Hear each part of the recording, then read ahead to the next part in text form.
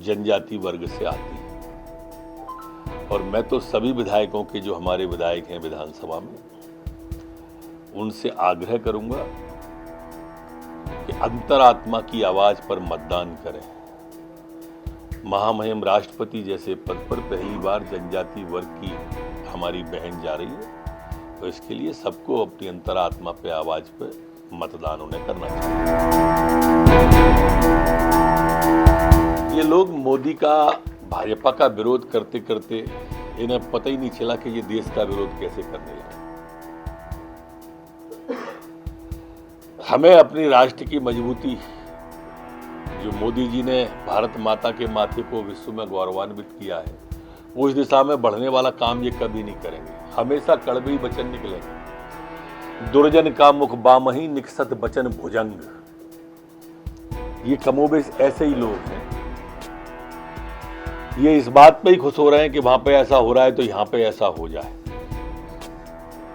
ये कभी नहीं होने वाला है। देश अब समझ गया है कि टुकड़े टुकड़े गैंग क्या चाहती है, और ये कमोबेश जो श्रीलंका की बात को उधर ध्यान दे रहे हैं, ये वही को स्लीपर सेल है टुकड़े टुकड़े गैंग। मतदान सबको करना चाहिए। लोकतंत्र के लिए मतदान महादान होता है, और सबसे छोटी इकाई के लिए मतदान है और बड़ा महत्व का काम होता है, जो दैनंदिनी का होता है।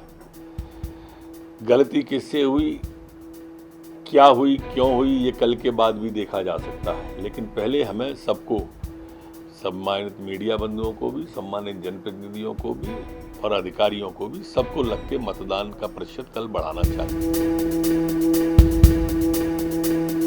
देखिए, कमलनाथ जी की उम्र रेस की नहीं है, रेस्ट की है, पर उनकी जिंदा दिली को सलाम है।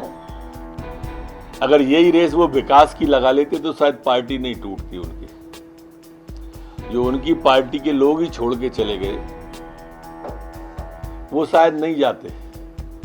लेकिन वास्तव में काम करने में और मुंह चलाने में अंतर होता है। जहां तक सवाल आपने कल बताया कि कांग्रेस ने प्रेस की थी और विकास बताए थे, ये सारे विकास उनके कागज पर ही आए थे, इसलिए उनने कागज बताए थे।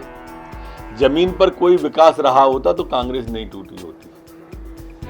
उनने बताया विकास कागज पे ही था। 2 लाख का 10 दिन में कर्जा माफ हुआ नहीं किसी का, कागज पे था उनका 4000 का। इस पे छोड़ के बाकी पे बोलते हैं।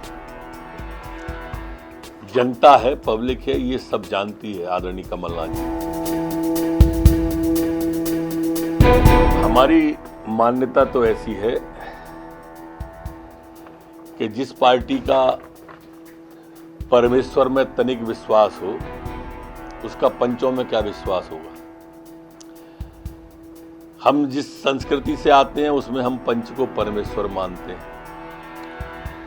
उनका इस चुनाव में मतदान नहीं करना, कि दोनों आपके पक्ष के थे या परिचित थे, तो क्या आप इस हुनर को, जो आपने इसमें अपनाया है नाराजगी के कारण से, इस परंपरा को आप लोकसभा और विधानसभा में भी जारी रखेंगे कमलनाथ जी? कल शाम से अभी तक जो बारिश हमारी 16 जिलों की है, वहाँ स्थिति पूरी तरह से सामान्य है, नियंत्रण में है। हमारी जो फोर्स है, चाहे वो पुलिस की हो, चाहे SDRF की हो, होमगार्ड के जवानों, सभी को अलर्ट मोड पर रखा हुआ है। मां नर्मदा और बेतवा दोनों के किनारों को भी हमने खाली कराने का बोला है और उन सबको भी अलर्ट मोड पर रखा है। टोल फ्री नंबर हमने कल जारी कर दिए। कहीं भी कोई दिक्कत जल भराव की, बाढ़ की आती है तो 1070, 1079, ये 2 toll free number Madhya Pradesh के जारी किए। आप सबसे भी प्रार्थना है कि इन नंबरों को थोड़ा लोगों तक पहुंचाने में हमारी मदद करें। 9696 हमारी क्विक रिस्पांस टीम वर्तमान में एक्टिव है और लगाई गई है, और 19 रिजर्व टीमें प्रदेश के अंदर बाढ़ की स्थिति पर लगाई गई है।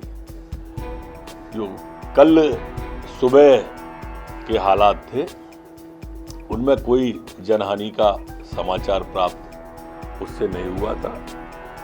12 बजे के बाद स्थिति पूरी तरह से कल भी नॉर्मल हो गई थी। हाईटेक टेक्नोलॉजी का प्रयोग पूरी की पूरी इस सिस्टम में बाढ़ वाले में किया जा रहा है और एक राज्य स्तरीय बाढ़ नियंत्रण कक्ष भी बनाया हुआ है। पिछले 24 घंटे में मध्य प्रदेश में कोरोना के 116 नए प्रकरण आए हैं, जबकि 97 लोग 97 लोग ठीक होकर अपने अपने घरों की ओर गंतव्य की ओर गए। संपूर्ण मध्य प्रदेश में एक्टिव केस अब 857 वर्तमान में हैं। जो सैंपल लिए गए कल पिछले 24 घंटे में वो 5151 सैंपल पूरे मध्य प्रदेश में लिए गए। संक्रमण दर वर्तमान में हमारी 2.25 है, जबकि रिकवरी की दर स्थिर 98.7 बनी हुई है।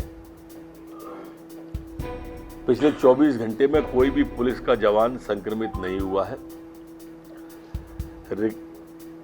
लेकिन 3 एक्टिव केस वर्तमान में पुलिस के प्रचलन में हैं।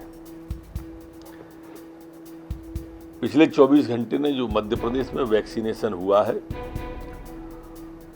वो 69,887 लोगों का वैक्सीनेशन हुआ है। अभी तक जो कुल वैक्सीनेशन हुआ है वो 12,08,72,042 लोगों का अभी तक कुल वैक्सीनेशन हुआ है।